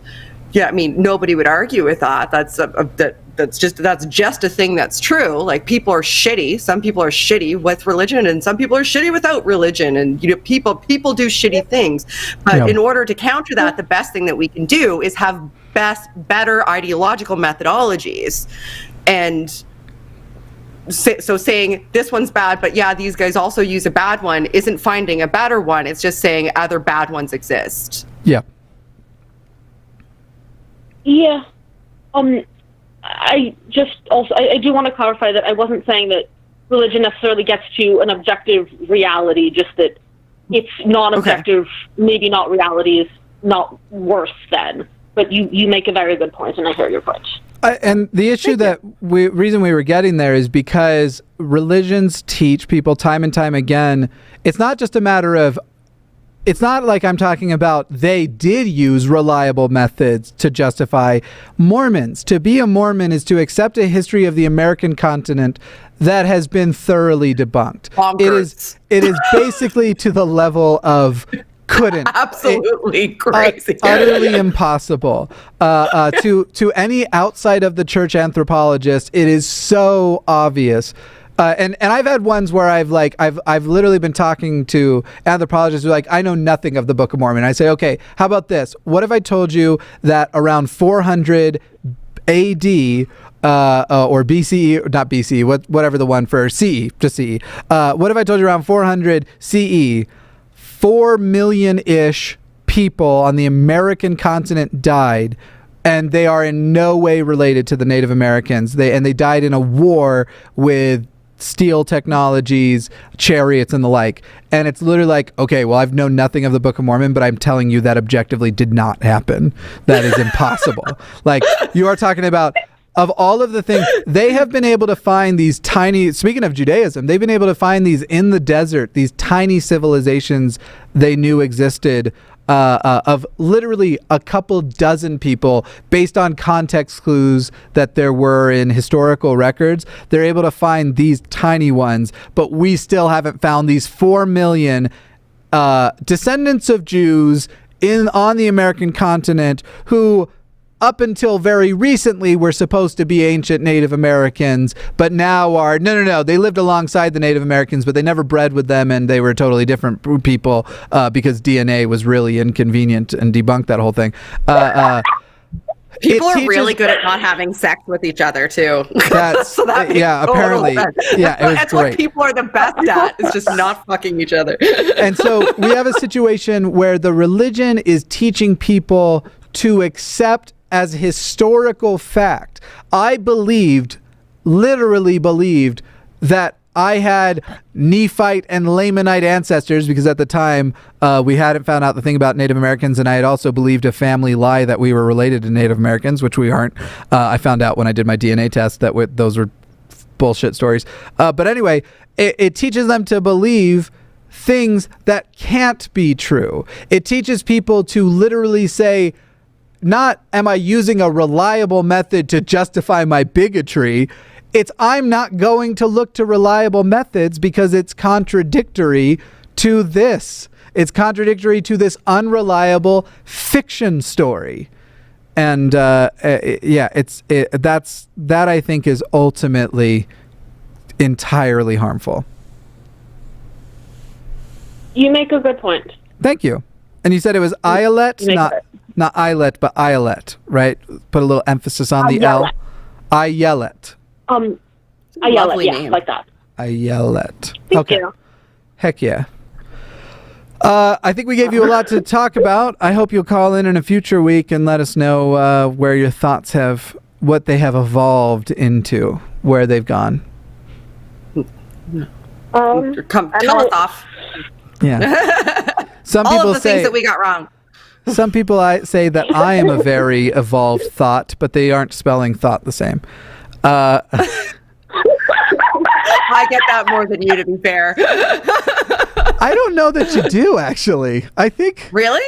I get it quite a bit. I haven't recently. When I was talking to the incels quite a bit, I used to just wake up in the morning to thoughts. Yeah. I have people who love and care about me dearly who call me a hoe. Like it happens. And they're not. It's not like they're wrong, but anyway. I do it. Thank you so much for calling. I hope we hear from you in the future. And I was most pleased that you understood exactly what I meant by my family's from Long Island, and I didn't have to further explain it. That's the thing that tickled me the most. What? You just pick up on some things. Yeah. Anyway, thank you, Jimmy. Thank you, Shannon. Yeah. Lovely to meet you. Thank you, Ayelet. Bye. Bye. All right. We'll take one more call, and then Jimmy's taking a nap. Yay, sleeping. Let me do my best radio voice for this one. Michaela in Ohio. Welcome to the line. What do you want to talk about today? Well, today, good sir, I would like to talk about... Okay, sorry. I like that you took it to like a crumpet and tea party place, and if that was the accent I was giving off, I feel I failed. Yes, good sir. Welcome. Here we are. Shall we engage? What are you calling to talk about today? Well, henceforth... Okay, I'm done talking like that. Before I sort of get started, I should tell you, I have a disease that when I get too excited, sometimes I just pass out. So if you don't hear from me for like 5 seconds, just hang up. It's fine. That sounds so inconvenient. I'm very sorry that. I assume it's related to your blood pressure in your heart. It sounds like a cardiac condition. It's neurological, actually. It's a giant drag. It's ruining my life. But anyway, that's I'm sorry. Something else. I have recently reconverted, I guess you could say, to atheism. I grew up in a non-religious home, which is great. And sorry, did you say reconverted or deconverted? So it's like I started out as atheist, then converted to Christianity, and now I'm back deconverted. Okay, cool. All right, sounds good. Yeah. So, sorry, my dog. She's really excited. Take her collar off. There you go. No worries. Train of thought. Right. Yes. Okay. So I converted to Christianity in high school. As Samantha was saying earlier, as sort of like an emotional, make me feel like it's not just me alone in the ether type thing. Sure. Mm-hmm. And, I'm 24 now, and I've been watching a lot of like Telltale and Cosmic Skeptic, Genetically Modified Skeptic, those guys. And the more I watch, I'm like, you know what? I've just been intellectually dishonest with myself. Yeah.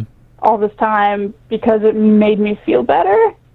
And now that I'm coming out of it, I don't have like dramatic stories about my family or anything, because some of them are Christians, but most of them aren't. And but I've had to sort of reassess what I believe about different topical, political, social issues, stuff like that, because obviously, there's a tenet in Christianity where if you are a Christian, you're supposed to believe all of it with, like, ferocity, whether you necessarily want to or not. So I would have friends who were transgendered or LGBT, and I wouldn't be, like, a dick about it, but I would just say, I love you, you're my friend, we can, obviously remain friends. I just can't necessarily support this one aspect of your life. But now I'm like, I'm sorry am I allowed to curse? Of course. Have you been listening to the rest of the show? At this point, any chance of monetization went out the door. I just need to make sure, because when I don't ask, some people get a little bit offended. So I was like, guys, I was an asshole. And I wasn't as big of an asshole as I could have been, but I was still an asshole. And, I'm sorry about that. And I've been posting stuff like that sort of on my Facebook. And I went to a Bible college in Minnesota for a while there, because I'm from Minnesota. It's a nightmare. And a lot of my friends on Facebook are Bible college friends. And so anytime I would write a post saying, I'm sorry, you guys, that I've been like this, I've held these beliefs, that we're kind of uncool, all my sort of secular, quote-unquote, I suppose, friends were like, yeah, that's awesome, dude. Good job. And all of my Christian friends would put, crying emojis.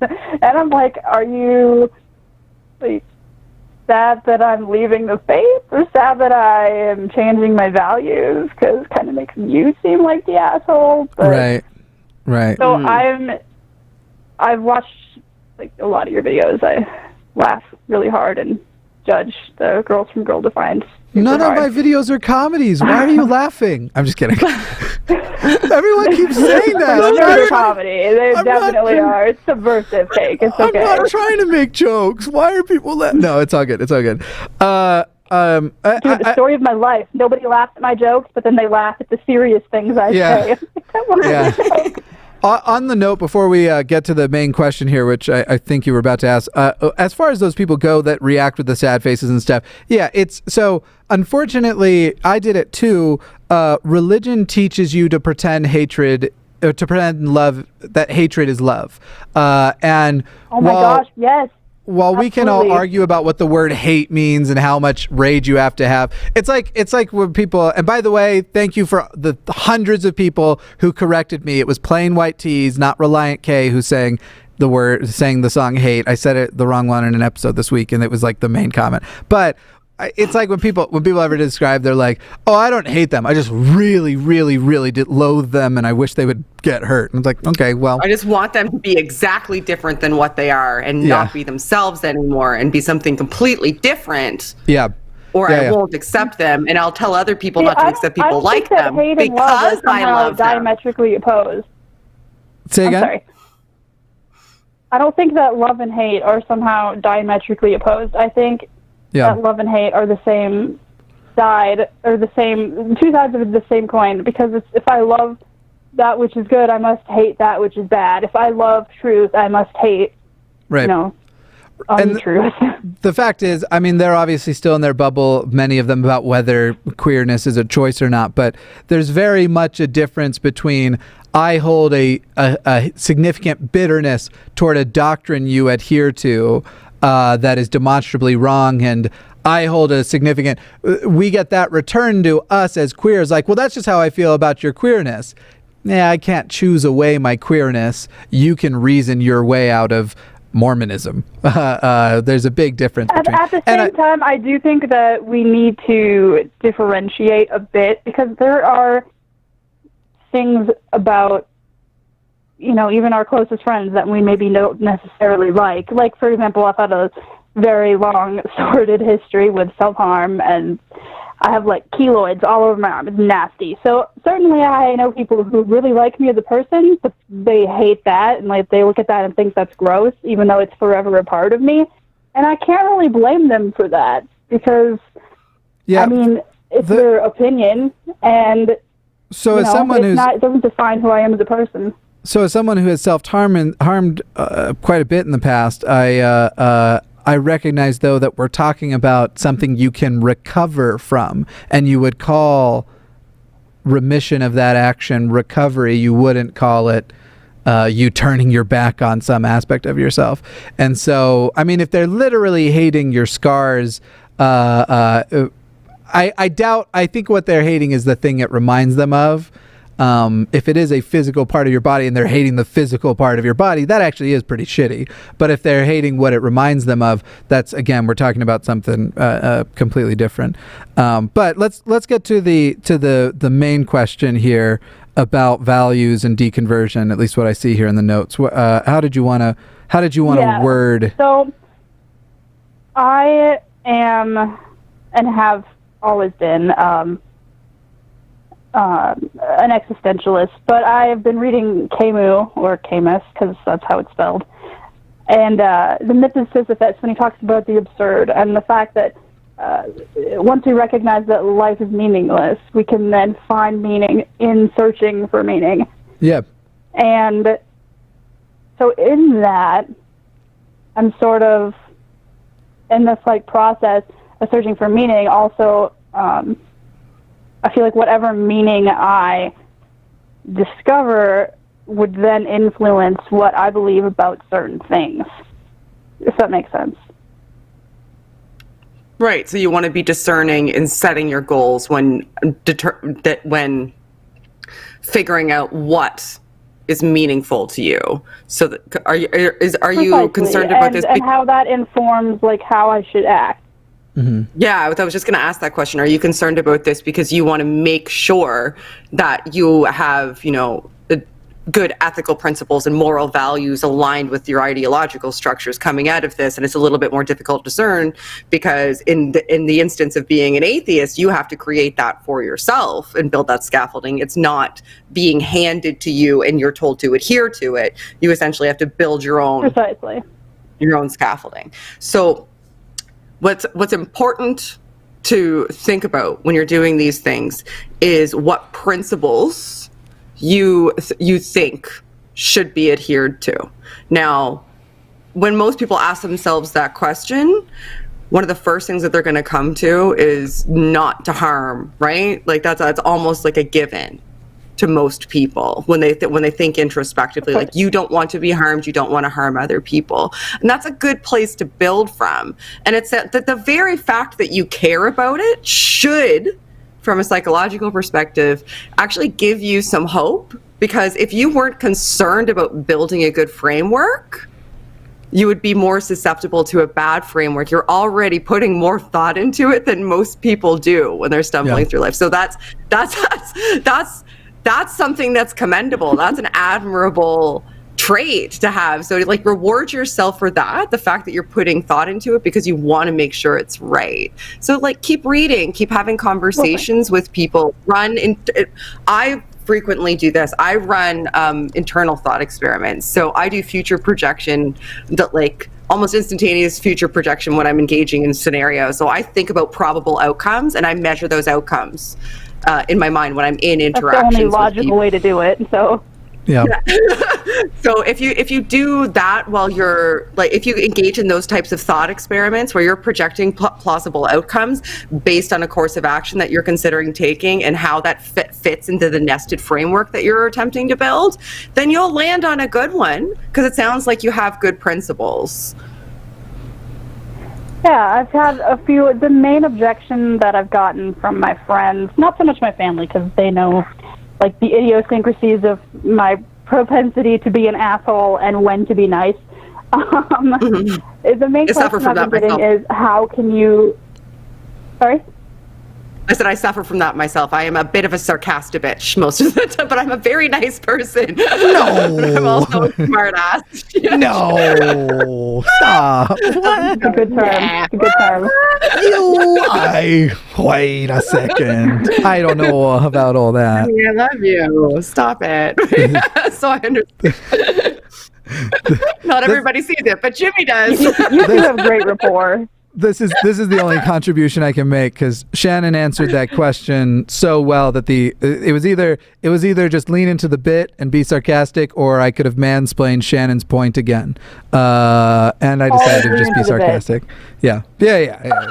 Look, I like a good mansplain from time to time, but I'm tired, you know. I never understand anything. Thank God for me. Hey, just be like, did I make sense? Did anybody know? Hey, Shannon, you know that great thing you just said? Here's it back, but worse. Like that's. I'm gonna Jimmy it up for you. Can we not make my name a verb? That would be excellent. Anyway, it already is. Like I'm gonna Jimmy it open. Yeah, well, that's true. That's true. There you go. And then reality is often disappointing. Jimmy also exists as a noun that not everybody knows. I mostly saw it in the Northeast, and some people would call it a Jimmy hat, but Jimmy is a noun for a condom also. What? Jimmy is also a Tool song that you should listen to. Did you bring a Jimmy? Yeah. Yeah, totes. I don't know how I'd feel about that. Anyway, any other question or final thoughts before we wrap this show up? I just wanted to say that I think you guys are great, and you're doing really good work. Oh, thank you. And whether or not you necessarily realize it, it's helping a lot of people. Thank you so much, Michaela. Because I think sometimes it's hard for us to see sort of the fallacies that compose our schema unless someone sort of holds a mirror up and is like, no, you're wrong about this, and this is why. And I think you guys do a good job of creating productive discourse instead of just being like, you fucking idiot. I feel really bad about what I'm going to talk about after this call is over, because you're going to be like, wow, I just gave all those compliments, and then Jimmy went to something so petty and stupid. But it's not about you after the call's over. It's I have something I want to address here at the end of the show, and you're going to be like, wow, he really took all of that sort of intellectual ego boost I gave him and just shat it out. But I appreciate it. I appreciate the gesture nonetheless. Thank you. Yes, thank you. Well, you're welcome. And I appreciate you guys taking my call, and you giving me a lot to think about. So Yeah. Thanks, Now switch over to watching the show live on YouTube and see what an asshole I am. All right? Okay. Gear shift. Thank you, Michaela. We're about to get Thank you, Jimmy. guys. Have a good one. See you, Michaela.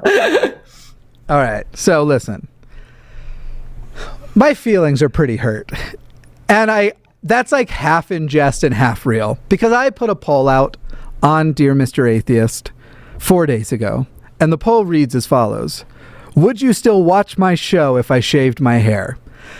26,000 people voted. 18% of you said you would not watch the show anymore. That is a lot of people. Hang on. I need to get the exact number down. 26,000 times 0.18. Almost 5,000 of you, of the people who voted, and let's say that that's a big enough sample that we can get it all the way to, that we can say that that probably represents the whole channel. If it represents the whole channel, that means 54,000 of you would not watch if I shaved my head. First of all, I look good bald. I actually look better bald than I look with short hair. Second, I would keep the beard. I wouldn't get rid of the beard. I don't have a chin or a jawline. And I just want to say, I'm stuck between my feelings are hurt and I feel like I never can cut my hair, and fuck all of you, I'm shaving it off right now. But I'm not going to do it tonight. I just wanted to address that every single one of you who hit no, I'm pretty mad at. Don't unsubscribe or anything, but I'm pretty mad at you. When you said trivial and petty, I had no idea that this is the road we were going down. I gave her no warning. I gave her no warning. I felt that the value of my content was the same as the content of my character. It is, Jimmy. It is. I would still watch if you shaved your head, because you would still be Jimmy. But I'd be disappointed. I wouldn't be happy. You can't make me be happy about it. I'd look still good watch. Bald. I do. Who did I show recently? Hang on. I'm gonna pull up. That people need to Photoshop that shit then, because I don't know. No, I don't know. I actually genuinely do. I can't see you in my head. I just maybe it's because I can't see it in my head. You know what? I posted it on Instagram a while back, and everybody, people freaked out then too, because they were like, I thought this was today. Like, they didn't read the caption right away, and they're like, "Oh my god, I freaked out because I thought this was a new picture of you." Hang on, I'll find it. Why? I use Instagram mostly because I feel like I have to.